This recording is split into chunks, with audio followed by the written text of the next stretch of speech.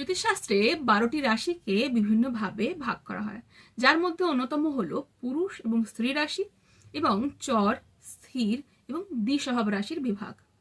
প্রথমত, প্রতিটি বিষম সংখ্যার রাশি পুরুষ রাশি, প্রতিটি সম সংখ্যার রাশি স্ত্রী রাশি। তাই মেষ, মিথুন, সিংহ, তুলা, ধনু এবং কুম্ভ হলো পুরুষ রাশি। অন্যদিকে বৃষভ, কর্কট, কন্যা, বৃশ্চিক, মকর এবং মীন হলো স্ত্রী রাশি। পুরুষ রাশিগুলি সাধারণত গতিশীল, বহির্মুখী এবং প্রকাশমুখী শক্তিকে নির্দেশ করে, এবং স্ত্রী রাশিগুলি গ্রহণশীল, স্থির এবং অন্তর্মুখী শক্তির প্রতীক। রাশির আরেকটি গুরুত্বপূর্ণ বিভাগ হলো চর, স্থির এবং দ্বিস্বভাব রাশি। চর রাশির মধ্যে পড়ে মেষ, কর্কট, তুলা এবং মকর। এরা পরিবর্তন এবং গতিকে নির্দেশ করে।